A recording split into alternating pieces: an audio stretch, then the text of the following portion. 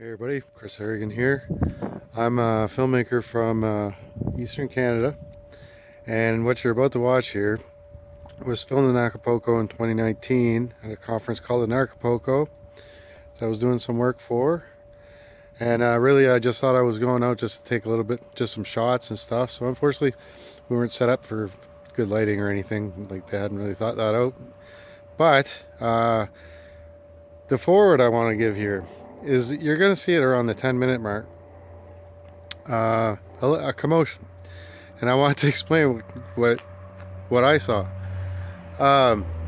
When I got there that day or that night, is a super beautiful fancy restaurant. There was a few families there, from Acapulco, I imagine, like Mexican, and there was just these two guys that were kind of just sitting on their own,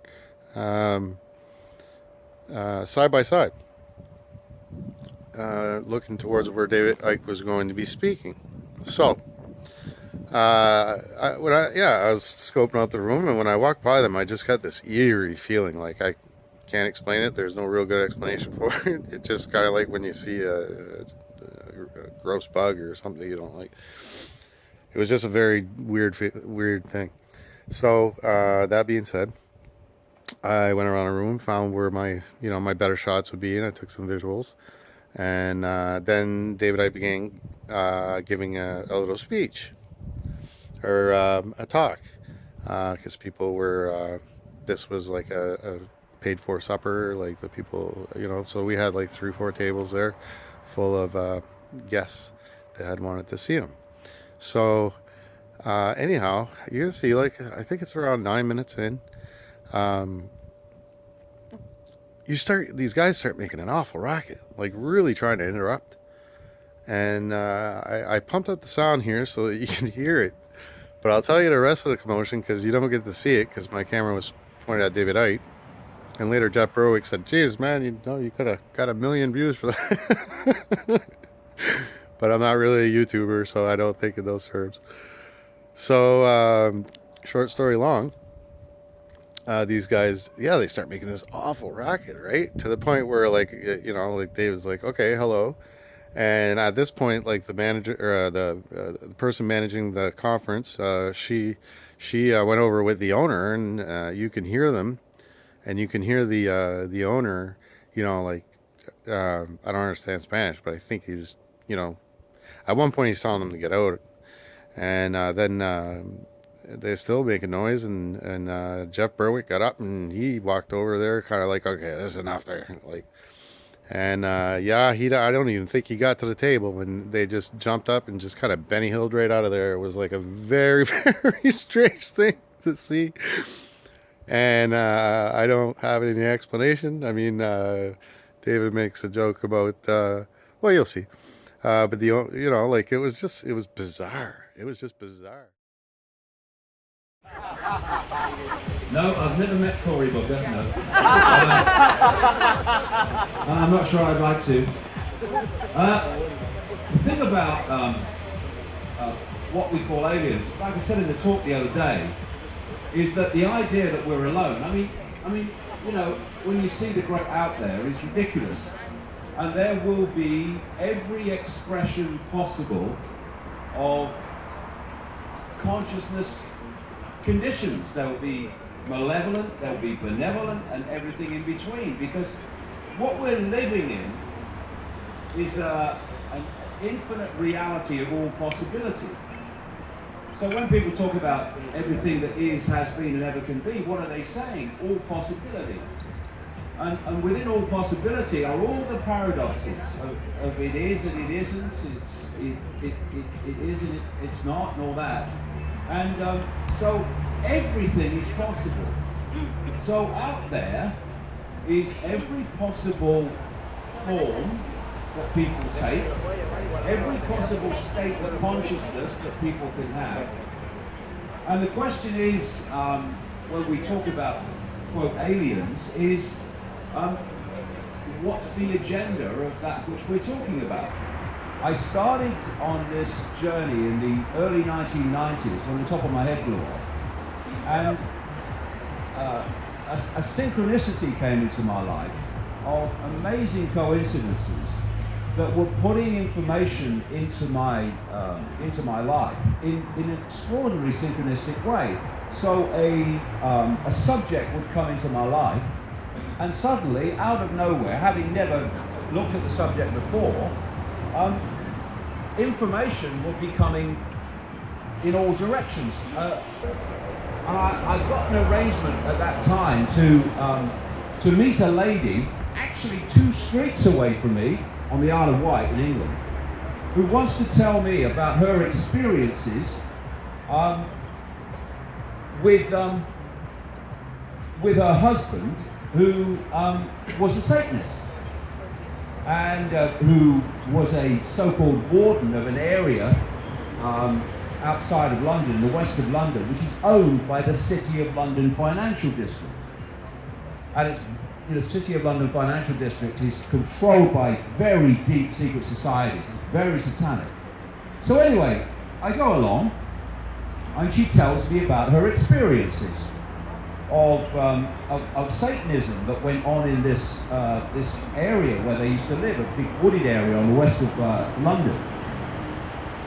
And all I said to her was, I'm having a cup of tea, and I put my tea down, and I said, well, it's been nice to talk to you, that's an amazing story.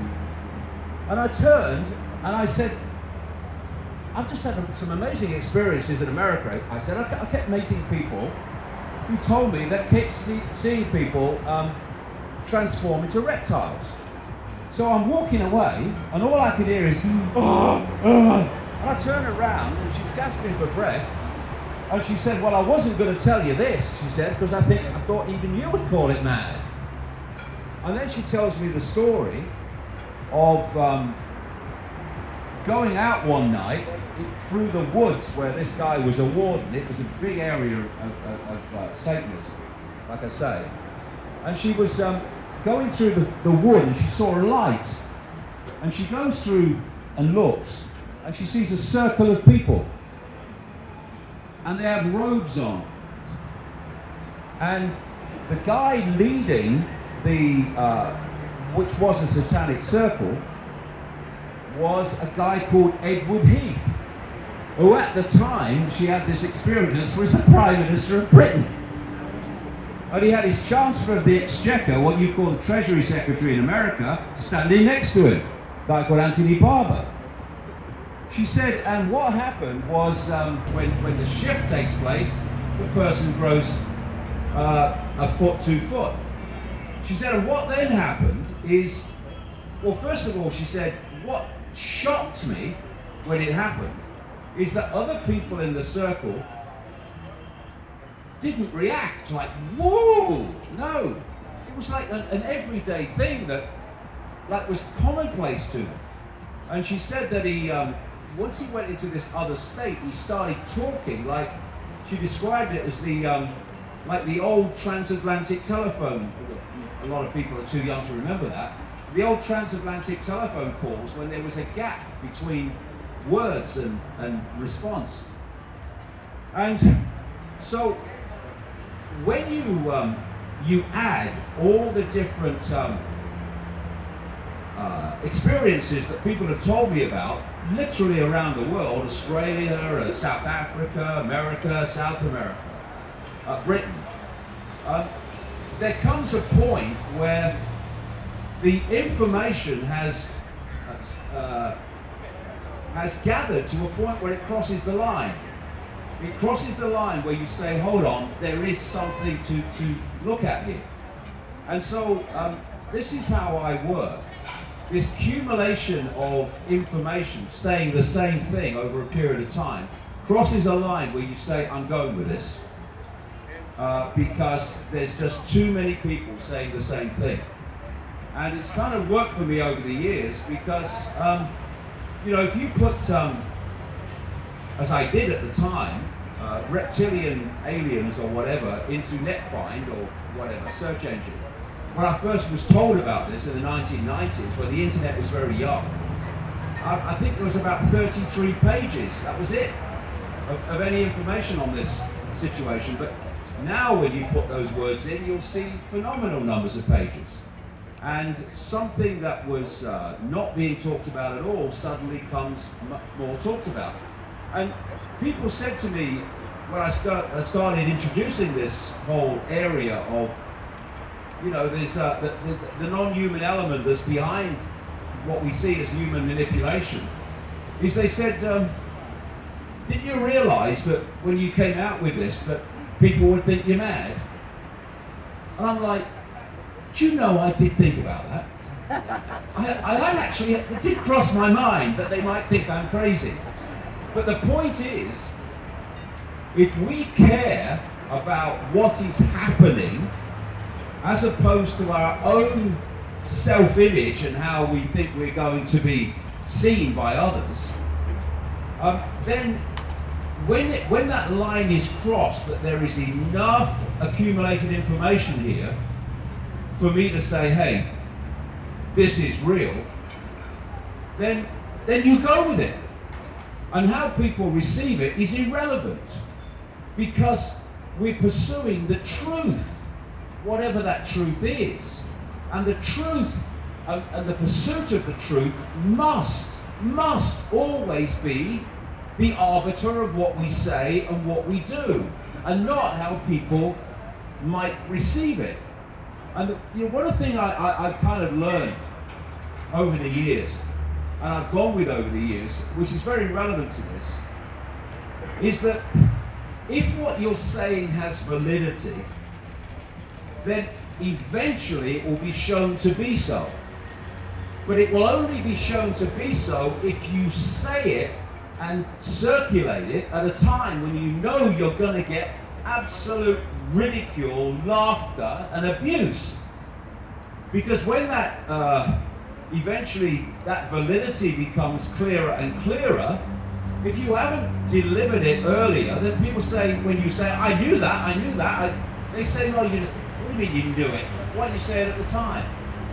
And most people, they so fear what other people think that they censor themselves.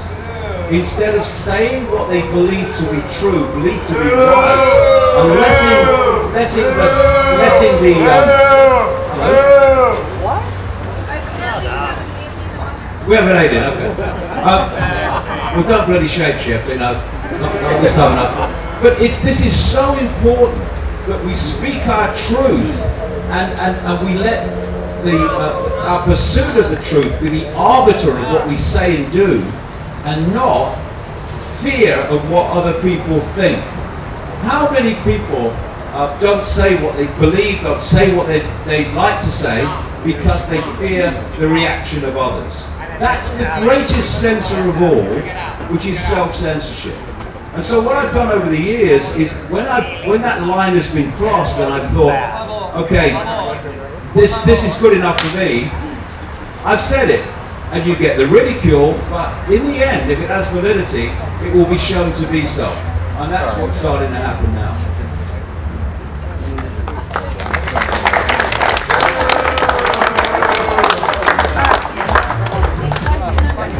All right. Is there another one? Question number two from Christoph over here was, what is the agenda of the Guardians of the Light? Well, I don't know what the Guardians of the Light are, but I'll take it my own fix on it. People say, when is the cavalry coming? Well, find a mirror, you're looking at it. If we are wishing to understand what this cavalry is, we need to appreciate what the cavalry isn't. And that is the state of consciousness that is programmed into us throughout our lifetimes, through the education system and the media and all the rest of it. We are given a perceptual download all our lives. And it's a very, very narrow band of sense of the possible. And that narrow band of the sense of the possible has a frequency, and has a frequency limit. We're resonating on that frequency. When you think, as I said in the talk yesterday or the day before, when you think you're little me, then you're operating on a very narrow band of frequency. And the cavalry, which is insight, which is awareness beyond the program, that's operating on a high frequency. So it's not about the cavalry coming to us, because if the cavalry came to us, quote, and started operating on our frequency, it wouldn't be the cavalry anymore. It would be in the same program. So it's there, but it's on a higher frequency than most people operate on because of the manipulation of perception and the manipulation of consciousness. So our challenge, surely, is to break out of this perceptual prison that we download all our lives into a much more expanded sense of the possible, sense of self-identity, and then we start to connect with the cavalry beyond the program, beyond the matrix, if you like. And then we interact with that cavalry, and we start to be an expression of it. And we start to get insights from it, understandings from it, see beyond what we could see before when we were in the program and of the program. So it's not about some cavalry light coming in and changing everything. We have to connect with it, and therefore through us the change will come by our changed perceptions of not only reality but our own power to make those changes. So it's a two-way thing. It's there. It's in the same field of energy that we are experiencing all the time, but it's on a different frequency. Most people are accessing the energy field on a certain frequency. And they get a perception of the world, a very narrow perception of the world, self and everything, because they are interacting with that frequency. If we can open our minds, open our hearts, and open our consciousness to go beyond that program, then we start accessing that which you might call, like I say, the cavalry. And then we become vehicles of that to change this reality. And so it's not about something coming in and changing everything. It's about something coming in and changing things through us. We have to change. We have a responsibility to connect with that. And part of that is the transformation of self-identity, where we stop. Thank you. I'll be finishing about 2.5 hours. It's about re-evaluating our self-identity and start living with a self-identity that says, I am consciousness having an experience, instead of I am the experience, I am the labels. Because the labels are what hold us in servitude. It's the self-identity with labels that hold us in the program and stop us connecting with that, which through us will change everything. But the fantastic thing that's happening as I go around the world is I'm seeing this process unfolding. More and more people are starting to look at the world, themselves, reality, world events in a completely different way, because they are making that connection. And suddenly they're looking into this world instead of being in it and of it and completely consumed by it. So like I say, that there is awareness, consciousness, whatever you want to call it, that is working to bring this whole nonsense down, to bring this whole matrix prison down. But it can't do it without coming through us. It's a two-way thing. And we have to take the responsibility to be vehicles for it and not sit there saying, when's the cavalry coming? Because it won't come unless you look in the mirror and see where it really is.